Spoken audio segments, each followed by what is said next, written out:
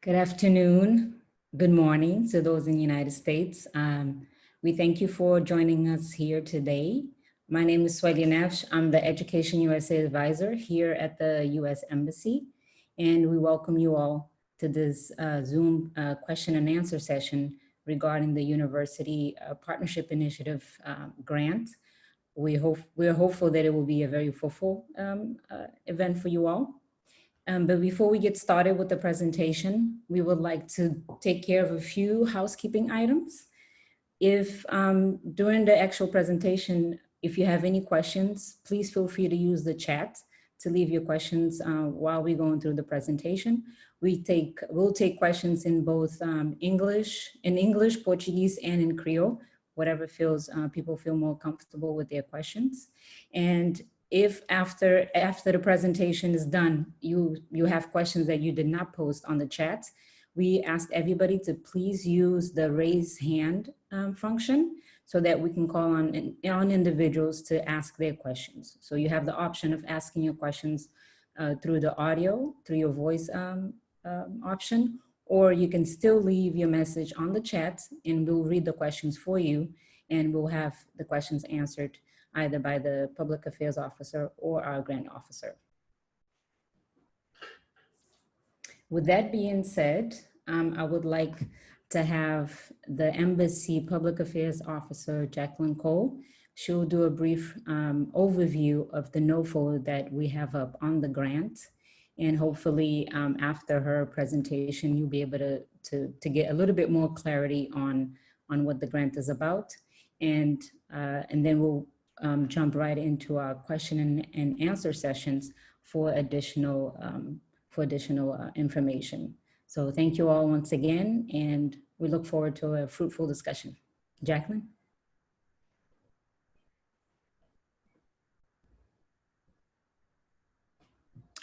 Unmute, Jaclyn. First faux pas of using Zoom is remembering to check if you are muted. Okay, good morning, good afternoon, everyone who's here. Thank you for joining us. I see a lot of familiar names and faces here, so we are glad to have you and glad to have this level of interest in this opportunity with university partnerships. I first just wanted to discuss a little bit about university partnerships in general and just how much of a priority this is for the State Department and the Bureau of African Affairs in particular.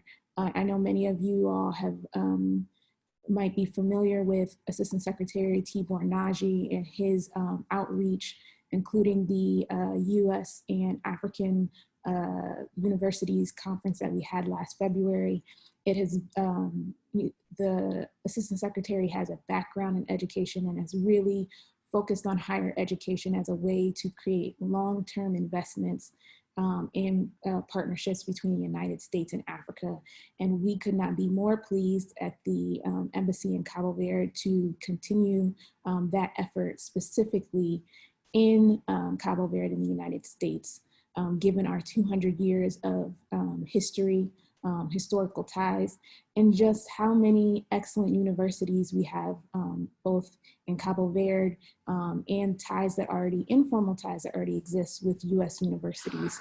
We would like as much as possible to be able to bolster those connections. And we know that often when people are reaching out between universities, they're not always thinking about the US Embassy as an interlocutor that can be of assistance. But please know from us that in addition to Sweli and my predecessor, I will be rotating out this summer, but LaShawn Knox-Brown will be taking over the public diplomacy and outreach portfolio. We are very committed to this issue of universities, university partnerships, building human capital, and education and cultural ties between our two countries. So with that, I'm going to share my screen just so I can make sure everybody knows where to find all the information about this opportunity. Bear with me, hopefully this works. Desktop. Can everyone still hear me? If you can, give me a thumbs up. Can you all still hear me? Awesome, thank you. So first I want to take you to the embassy's website. If you go here under Embassy, we've created a whole grants page. This is all new information that we've created to make it easier for folks who are interested in applying for our grants. You will see, in addition to the university partnerships, we also have an ambassador self-help fund and a public affairs grants competition that is still open. We also have these new resources here on the toolbar on the right. These are grant resources that we've helped translate for those who are interested in Portuguese. Again, all of the documents for a US grant have to be filled out in English, but these translations were made available just to make it easier for those, particularly our partners in Cabo Verde, to know how to fill out the US grant application documents, as we know that those can be very difficult and time consuming documentation. So we please ask you all to take advantage of these files that are available now on the embassy website. In addition, we have a new link that takes you to the University Partnership Initiative, NOFO. You can also find that NOFO on grants.gov under AFPRA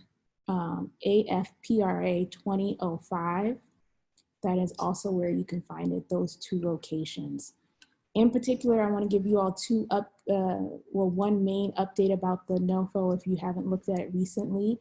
We removed the requirement for only one application per organization. That is because some universities, obviously like University of Cabo Verde, have multiple campuses but are considered one institution. So we did not want to limit any organization that was looking to partner with an institution like that from being able to put in applications.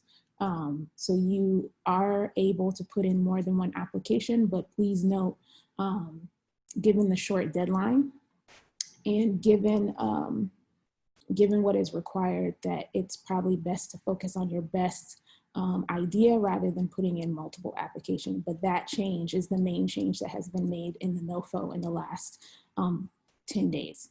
So I just want to go briefly into the program objectives. If you haven't seen this, this is fairly broad objectives that we've made for this first opportunity on university partnerships. We will likely make this type of grant available again in the future. And the specific objectives might be more tailored once we get an idea of some of the interest from your applications that we will see in this cycle. But right now, we're really interested in promoting faculty and student exchange, in addition, facilitating joint research. And we really want to highlight that we're interested in entrepreneurship, creative industries, and STEM areas. And we want to draw your attention to these topics that are listed in the NOFO. You can be interested in other STEM areas and other academic areas, but these are the areas of particular interest that align with the embassy's priorities. In addition, we're interested in transfer of skills and building of capacity of Cabo Verdean universities. And lastly, we really want to make sure that these applications, because they're going to be for a 2-year cycle to accommodate the issues that we're dealing with both in the United States and Cabo Verde with COVID-19, that they include some sort of virtual exchange and collaboration process. That is actually one of the only real requirements of the specific objectives, just because we realize that we are not sure when if you're doing specifically an exchange, folks will be able to travel to Cabo Verde given the current restrictions. Again, as I've mentioned, this is a 24-month grant award. Again, applications, and we've gotten this, folks who can apply, we've gotten this question, can be universities as well as NGOs that work with universities, but it does need to be organizations that apply.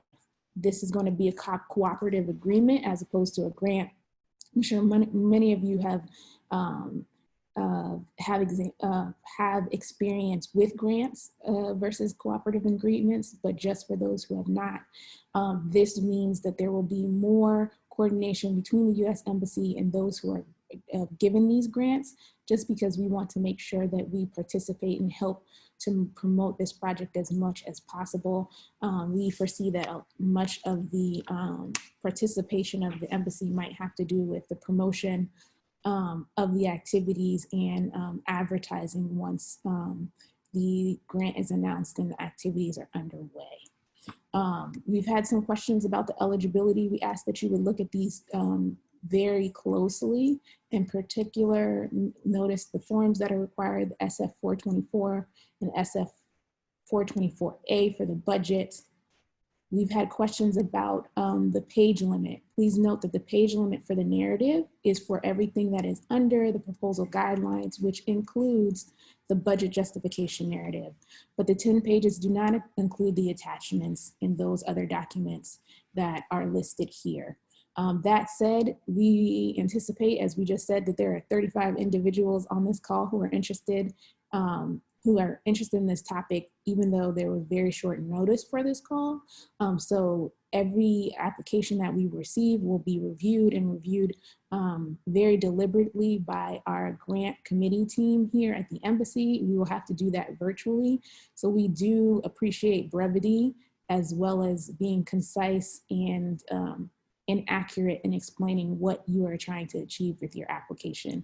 More in terms of paper is not necessarily better in this situation. We just want to have a very clear idea and picture of what you're trying to achieve and what your level of coordination and our existing partnerships are between either the US or the Cabo Verdean University. I think on that note, I'm probably going to stop. Oop, I didn't mean to draw that circle. The only other thing, what do I make it go away?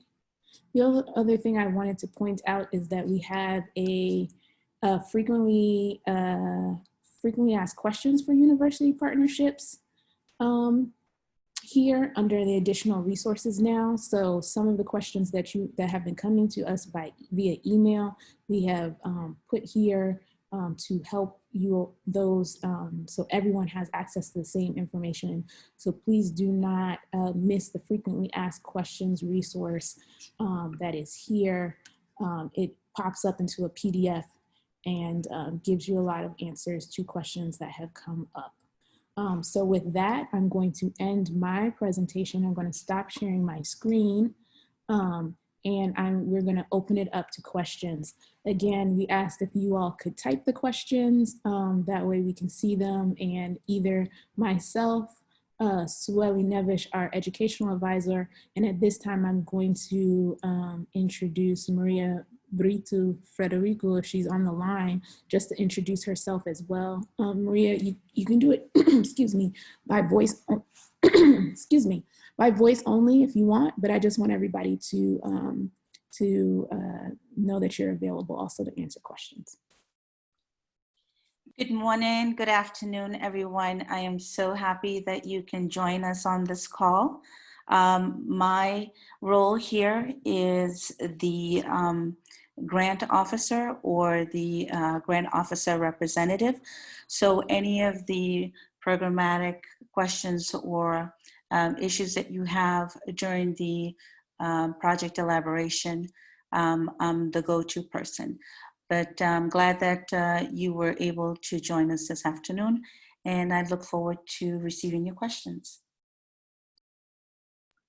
Fantastic. So with that, we open up the floor. Again, if you are new to Zoom at this point, it's sort of become a part of many of our lives under the current circumstances, but there's a chat function at the bottom, and we will take questions and answer them from there. I see a question from João do Monto Duarte. Thank you so much, from UTA. The question is it required to have a letter of support from the US institution before submitting an application? That is in the attachment section. I would say it's not a required document, but it is definitely something we would like to see. We would like to know that there is actually an organization on the other side of the partnership who has seen the project and is aware of it and has some sort of buy-in into what is planned by whichever side is the main grantee. From Bernardo Mata, hello. Again, what is expected in the letter of support from the partner institution? There aren't any specific requirements in the letter of support, but there needs to be some recognition of a relationship, whether it's formal or informal, between the two institutions, and some explanation of what level of support that the institution is going to be providing.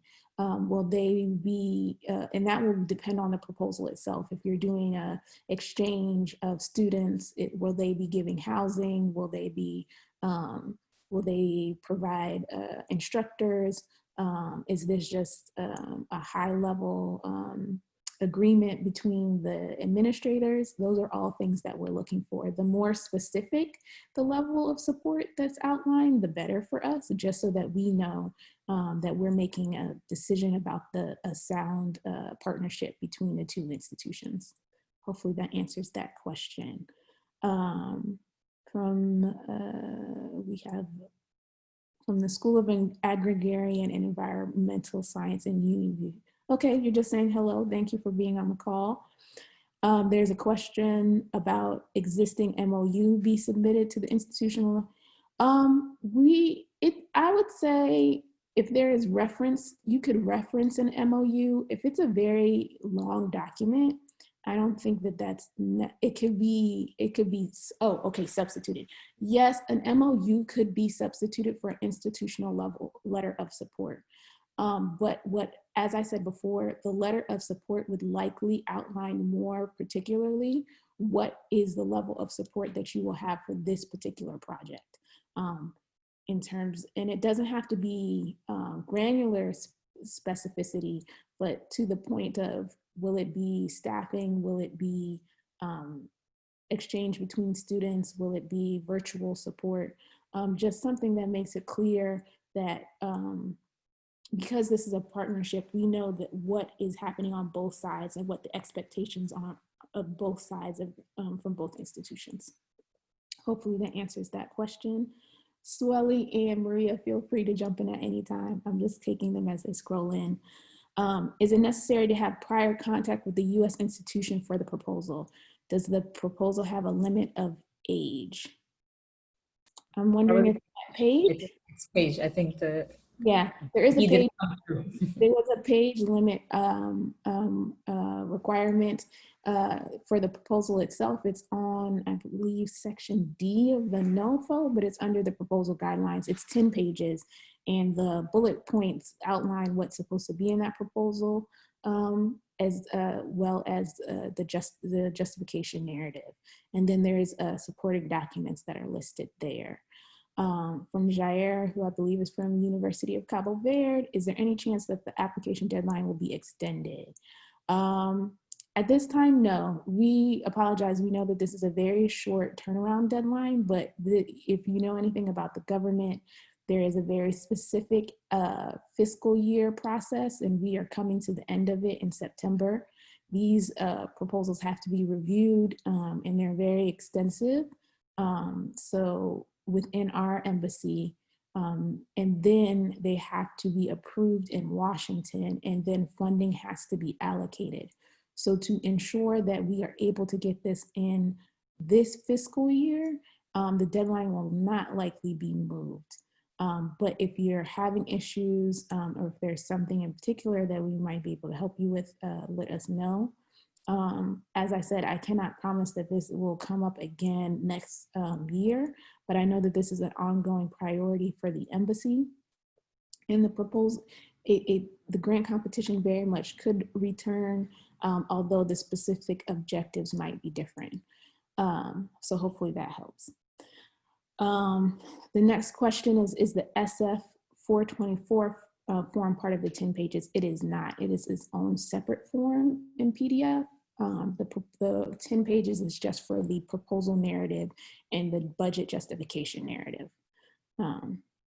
Okay, clarification is there an age of the researcher? No, there's no age limit that's required. But it does need to be from an organization. So as long as that person is part of an NGO or a university that is sponsoring them, there's no age limit to who is allowed to participate. It's supposed to, the NOFO covers student, faculty, exchange, and as well as joint research projects. Anything else? I see, does the embassy welcome the inclusion of factors like gender and women's empowerment? That's a really good question. Yes, generally speaking, one of the 3 top priorities of the embassy is social inclusion. So any attempt to include those who might be seen as marginalized groups, both in the United States and in Cabo Verde, that also includes regional diversity, is something that we encourage for all our grant applications. Swelling, my voice is getting a little dry. If you could take on the questions, I'll take on the answers. You're muted. Yes, I had to stick to the same line of work as you. Keep it muted. The next question is, if an award is made to our institution in the US, would the embassy consider making the sub-award that we include to an institution in Cape Verde directly to them? No, I don't think we will sub-award through the embassy. I think that you would have to work out any sub grantee or contractors in your application, just because we're a very small embassy with a very limited staff. You actually have the whole entire embassy's public affairs section on this call right now. So compared to other embassies that might have a section of 10 to 15 people, it's just the limited staff here. So processing extra grant paperwork related to sub-grantees is probably something we're not planning to do on this grant, especially under the time constraints that we have. Hopefully that answers that question. I have a question. Oh, I can write in text. Okay.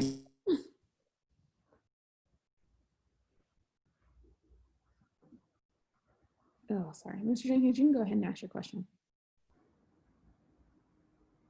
What detail must the budget be? If you've looked at the SF 424A document, it's fairly detailed in terms of what is going towards salaries, exchanges, other things. I don't have the document pulled up, but we would expect everything that is listed in the SF 424 to be filled out. The more detail you can give us, the better. We do know that sometimes these budget shifts, and even with grantees, there's usually up to a 10% shift in line item budgets that is permitted once a grant is approved. So we know that these are not going to be set in stone budgets, but we do want to know as much as possible what the funds are going to be put towards in the major categories that are listed in the SF 424A. You also might have to fill out an SF 424B for non-construction programs if you are not registered in SAMS. So please look at that as well, just to make sure. Hopefully that helps with that question. Okay, another question is, I am interested in submitting a research and outreach proposal on agriculture. Is it within the call or just research? The scope of the call or just research? Isaura Batista, sorry. Okay, so a research, well, I think it depends on how it's designed, but if it is not including an American element, so again, go back to the project proposal requirements, but there is what we call an American element required for these grants. That means that you need to have some element from American culture or expertise. And then for this grant, it's generally understood that it's expertise, that you have some other organization that is an American organization that is participating in the proposal. So if it is a research proposal that includes an American organization, either an NGO or a university, then that is within the parameters of the program, the grant competition. Is this the first award of this type that Embassy Praia has made, or have there been other university partnership grants in the past? This is our first university partnerships grant competition. So I think there is definitely projects and PD activities that we have done with various universities. I know, as I said, there are familiar names and faces in this group, and that is because we often see a lot of student groups and faculty that come through Praia on their way to working with other organizations in the Cabo Verde.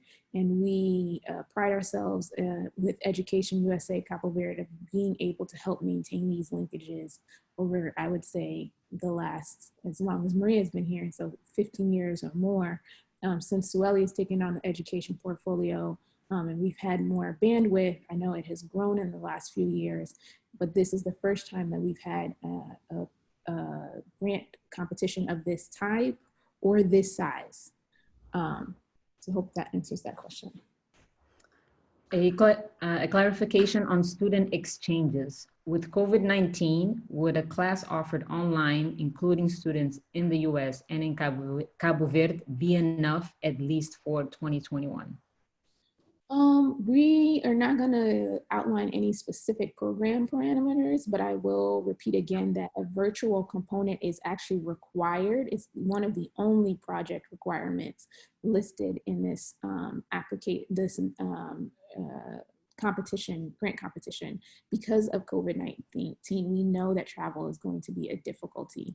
I would say realistically, do I think a proposal that is only based on virtual programming would be the most competitive proposal? Probably not, but it depends. We haven't really seen what's come in.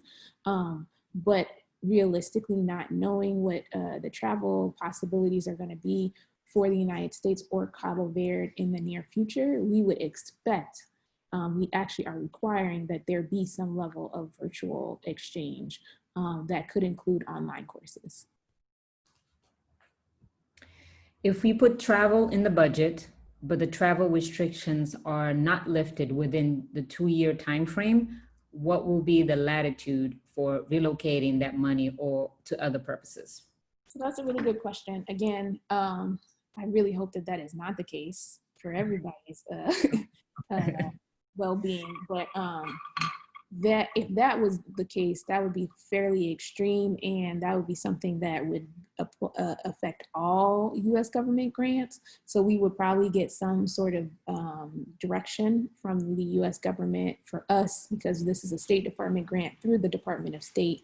But as I mentioned before, with all grants, usually there is some flexibility up to 10% of adjustments in the budget within the line item. So travel could definitely be adjusted for that purpose. But beyond that, that's a very extreme sort of possibility. And if it happens, I believe that there would be adjustments not just made for our grant competition, but for multiple grants across the US government.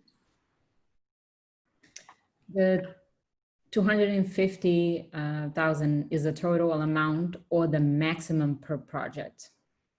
250 is the maximum amount of the competition. That could go to one proposal in theory, or it could go to, it could be split between proposals, but 250 is the total amount of the grant competition. Gregory's requesting to put up the link again for the SF 4248 form. We can get you. Maria and Bruno, if one of you all could add that link to the chat for folks. You can go ahead and add actually the grants.gov and the NOFO link as well, just so people can have access to it. We are expecting in our proposal to pay stipends to faculty and students and do acquisitions in Kabul in TV. It seems that managing these items from US is somewhat complex. How do you see the possibility of having the amounts locally in CV to be managed? This would help a great deal. Yeah, I don't think, I mean, that would have to be worked out between you and your partner organization. Maria, if you want to jump in, but I think that that's definitely something to consider in terms of how you operate and decide to split the requirements between the grantee and your partner organization.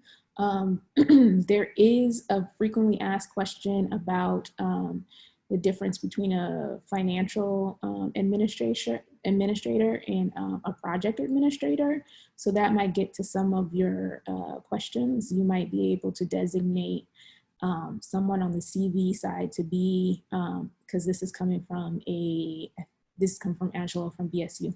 So from the US institution, you might be able to designate someone on the CV side to handle a portion of these financial requirements. But it would be helpful to know, and that might be something that you outline in your proposal and potentially in your letter of support, just to clarify that that's the role that the other institution is holding. Maria, have anything to add on that particular question? You answered it. Okay, great. I'm glad when I do. If you are at a university, does the PI or the institution send the final proposal with the attachments to the email? I don't know what PI means in that. Principal investigator, I presume. Is yeah. that correct? I agree. Okay, that's what they mean. Okay, yeah, sure. From our standpoint, it doesn't matter to us who actually sends in the proposal. That's completely up to you all. We would just ask that you please coordinate and only send in one proposal per partnership. So we do not need the proposal to come from the Cabo Verdean side and the US side. If it is the same project and you all are the partners, whichever institution is the lead institution that will receive the grant, you all should send in that application. And we know that every institution is set up differently. So the emails, the targeted emails we sent out after this went out on Facebook and on our website, we sent it to the provost, and we know that they forwarded it down. Often many US universities have a whole grant office that handles these sort of things. So we don't, from our standpoint, it doesn't matter who turns in this application. We just want to be very clear in the application who is going to be participating in the actual project. And we really, really, really request that we do not get duplicates, just because it's going to be a lot to manage. We're all working virtually from home, as you all can imagine, because you all are doing the same thing. So we want to make this as streamlined as possible. And for those who asked about putting in the applications at grants.gov, that is part of the reason that we are only accepting them through the inbox. It just makes it easier for us to be able to look at everything in one location. So please, thank you for recognizing that requirement. We will only accept applications that come in through Praia grants at state.gov. So please do not turn in the application at grants.gov. It will not be reviewed there. And we would hate for someone to lose out on an opportunity because they did not follow that part of the notice for opportunity. Sorry, just recognizing we have about 7 more minutes left. So we're going to take as many questions as possible. And then what we do not get to, again, you can send emails to priorgrants@state.gov. And also please look at the frequently asked questions page. Can US alumni from Cabo Verde universities include exchange of expertise with US specialists? For example, would their US former universities? Sure, as long as they're all connected to universities and institutions. That is actually something we would love to see. We think that there is particular value added when we know that someone who has been to the United States before and has been part of US government programs and understands our priorities applies and uses the knowledge that they've used from the programs they've participated in. So that is a great use of your expertise, your specialized knowledge by participating in one of those programs. Again, it's just to clarify that it cannot be individuals that apply for this grant. It has to be through organizations. So you can be the person that is the lead on the actual project, but your institution does need to approve it, whether that is an NGO or a university. Our partner university will not uphold any mobility program at least for the next 12 months. Is it viable to design a 2-year project proposal that includes faculty and student mobility starting in the 2nd year of the program, with the 1st year dedicated exclusively to online activities? Yeah, that is part of the reason why we made it a 2-year grant proposal window rather than a 1-year grant proposal. We know that a lot of things are in flux, particularly in the United States, but also in Cabo Verde in terms of what is being allowed in terms of travel and mobility. So we just don't want to see a program. I mean, even that, there's nothing in the NOFO that prohibits it from being completely virtual. But I cannot guarantee whether that type of project would be as competitive. But we're very aware, and as long as you make it clear in the justification for why you've gone for a specific type of program design, and a hybrid design is fine, we completely understand that, and we would prefer that we know that you, the institutions, have put in some serious thought about the COVID related realities of trying to put on this type of project. Just to clarify, Cape Verdean institutions are required to have the DUNS number in order to be eligible to receive the award. Maria, you want to jump in for this one? As well as the valid registration on SAM. Correct. All institutions are required to have the DUNS number. If there are any issues with the registration process, feel free to email me, or we're also doing a video that we will upload sometime in the next week or two that will explain the process. It might be too late for this grant process, but for this NOFO, but for those of you that are thinking about applying for other funding opportunities, whether it's self-help or other public diplomacy, you'll also be able to use the video or view the video for specific instructions on how to register for the DUNS number. It's a requirement for all organizations. Can I just add a second to it? Because I think I felt like a couple of people had a, specifically through other conversations. If, for instance, if the lead organization is a US university, but not the Cabo Verde University or Cabo Verde NGO, because if the lead is the one who's going to receive the grant, correct? Do both still need to have the DUNS number, or only whoever is the lead that will receive the grant?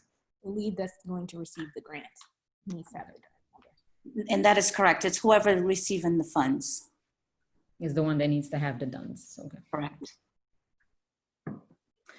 Is it a requirement to identify a partner institution before submitting the application? For instance, if we were to submit a proposal from a US institution with the goal of identifying a partner institution in CV, is that acceptable? It is not a requirement to identify a partner institution within the application. That is not outlined in the NOFO, but I will say, and I think you just have to consider what that looks like compared to the other applications that we might receive. in terms of the strength of the application. I would say go back down into the NOFO and you'll see the requirements or that the grant committee is going to use to review the NOFOs, and part of it is like organizational capacity. So not knowing what the partner institution is going to be, that kind of leaves a question in that area, but it is not a requirement based on the grant competition as stated. The deadline is 5 p.m. Cabo Verde. It's the end of that day. It's that day. Get it to us that day before Saturday. We're not going to be, our team is spread across the United States and Cabo Verde. So we're not going to put a 5 p.m. deadline. We just like to receive it before the next day on Saturday. Does the Cabo Verdean institution need to have a DUNS number, etc., to receive a sub-award from an awarded U.S. institution? Maria, you want to jump in on this one? No, it's not a requirement if the funding is being transferred directly from the U.S. institution to the Cape Verdean institution. But I do want to clarify something with regards to the unique identification number, which is the DUNS number. That's just one requirement. You must also have an NCAGE or a cage code if you are a American organization. That's the negotiated indirect cost rate agreement. And after you've gone through that process, you also need to register with sam.gov. So that it's a three-step process for an American organization and a two-step process for a Cape Verdean organization. The Cape Verdean organization only needs the DUNS number and they need to register through SAMS. Thank you. We're coming up on time. If we have any one last question, burning question, please go ahead and post it. Otherwise, we are good. All right. Thanks, everyone. We're seeing the thank yous. I think we tried as much to get through the questions as quickly as possible. We really hope this was helpful. We appreciate your time and attention. We appreciate you all working on this so diligently under the short timeline. Please know it is our deep desire to be able to support institutional partnerships between Cabo Verde and the United States. And so we are wrestling USG funds away to do that in this project. And that is why it's sort of set up the way it is. But we think that we are really going to, just by seeing the projects that you're working on and the things that you are doing, it will help us to have a better understanding and landscape of what is happening between our two countries in terms of universities and how you all are working together. And even if you are not selected for a proposal, please stay in touch with us, particularly Sueli with Education USA, on ways that we can work together. Many of you know that we often support visits. We give presentations on backgrounds for students and faculty. We love to hear what you're doing and getting updates so we can find ways that we might be able to support and work in other US government resources. So this is not the only way that we are connecting, but this is one of the big ways and one of the few times we're able to use US government grant funds to support this priority. So we really appreciate your time and this opportunity to share this with you. We look forward to seeing your proposals. If you have any other questions, again, please, you can email us at prayagrants@state.gov. And we hope you all have a wonderful weekend. Thank you all. Thanks, guys. Thank you. Thank you.